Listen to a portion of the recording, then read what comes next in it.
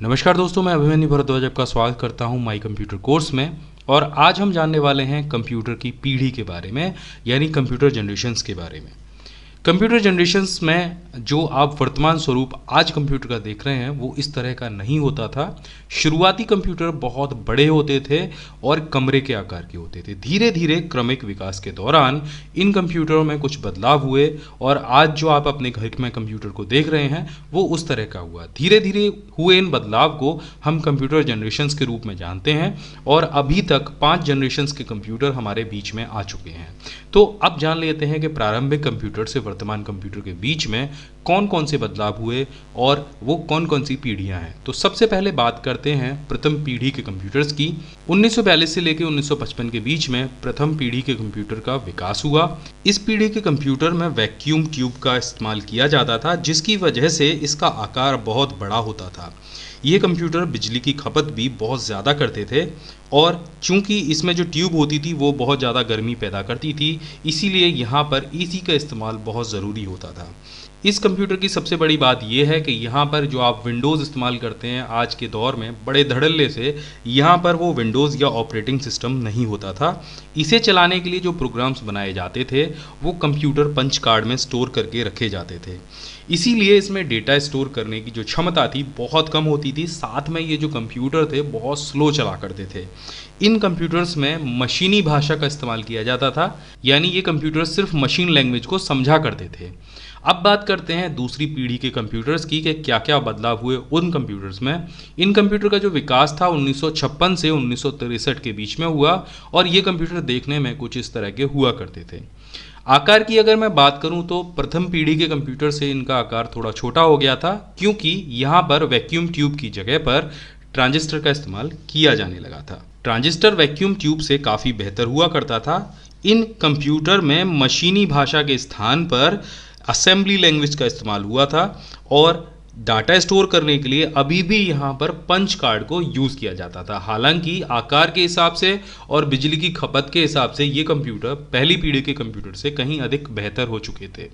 अब बात करते हैं तीसरी पीढ़ी के कंप्यूटर के बारे में। इनका विकास 1964 से 1971 के बीच में हुआ था और ये कंप्यूटर देखने में आज के वर्तमान कंप्यूटर के जैसे ही होते थे। हालांकि आप देख रहे हैं यहाँ पर मॉनिटर और कीबोर्ड का इस्तेमाल तो किया जा रहा है, लेकिन माउस अभी भी यहाँ पर नहीं है। ट्रांजिस्टर की जगह पर इन कंप्यूटर्स में इंटीग्रेटेड सर्किट का इस्तेमाल होने लगा था। आकार बहुत छोटा हो गया था, गति भी पहले से बढ़ गई थी। पहले कंप्यूटर की जो गति होती थी वो माइक्रो सेकंड में नापी जाती थी, लेकिन इनकी गति जो बढ़कर माइक्रो सेकंड से नैनो सेकंड्स तक पहुंच गई थी, यानी ये उससे ज़्यादा तेज़ी से कैलकुलेशन करने लग गए थे।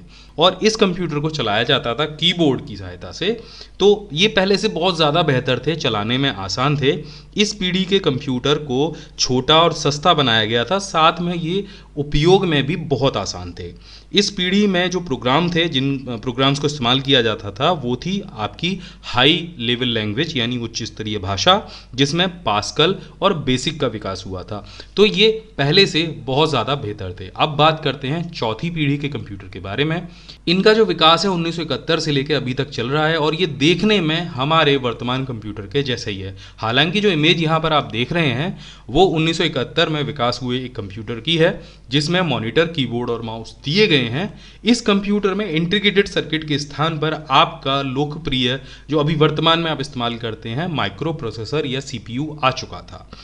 इन कंप्यूटर का आकार छोटा होने के साथ साथ जो इनकी स्पीड थी वो बहुत बढ़ गई थी कैलकुलेशन करने की। साथ में यहाँ पर हाई स्पीड वाले नेटवर्क, जिसे आप लैन और वैन के नाम से जानते हैं, उसका भी विकास हुआ था। यहाँ पर पहली बार ऑपरेटिंग सिस्टम में MS-DOS का विकास हुआ और धीरे धीरे करके जो MS-DOS थी उसका विकास माइक्रोसॉफ्ट के विंडोज़ के रूप में हो गया था। ज़्यादातर कंप्यूटरों में ऑपरेटिंग सिस्टम के तौर पर विंडोज़ आने लग गया था। इसी वजह से यहाँ पर मल्टीमीडिया का विकास भी हुआ और जो प्रोग्रामिंग भाषा थी वो सी लैंग्वेज हो गई। धीरे धीरे करके ये जो कंप्यूटर थे आज के वर्तमान कंप्यूटर के रूप में बदलने लगे। इसमें ढेर सारी चीज़ें आने लग गई। आप म्यूज़िक भी सुनते हैं, आप इंटरनेट भी चलाते हैं और आप ढेर सारे काम करते हैं। ग्राफिकल यूज़र इंटरफेस आने के बाद से तो बहुत सारे चेंजेस हो गए।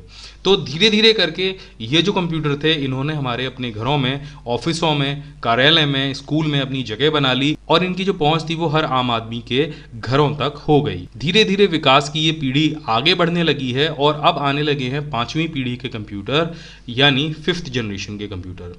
इन कंप्यूटरों का विकास अभी जारी है और यहाँ पर अब इस्तेमाल होने लग गया है आर्टिफिशियल इंटेलिजेंस यानी एआई, जिसमें आप आमतौर पर देखते होंगे आपके मोबाइल फ़ोन में गूगल असिस्टेंट है, एलेक्सा है या कॉर्नेटा है, और ये धीरे धीरे करके अपने आप को डेवलप कर रहे हैं। कंप्यूटरों में सोचने और समझने की शक्ति डाली जा रही है और इनका विकास धीरे धीरे हो रहा है। इन्हें भविष्य के कंप्यूटर भी कहा जाता है। इन कंप्यूटर्स में क्वांटम कंप्यूटेशन और नैनो टेक्नोलॉजी भी भविष्य में आ सकती है। तो ये थी कंप्यूटर की 5 पीढ़ियां। आशा करता हूं ये वीडियो आपको पसंद आएगा और आप इस चैनल को जरूर सब्सक्राइब करेंगे। आगे भी आपके लिए ऐसे ही वीडियो लेकर आता रहूंगा। जय हिंद, वंदे मातरम।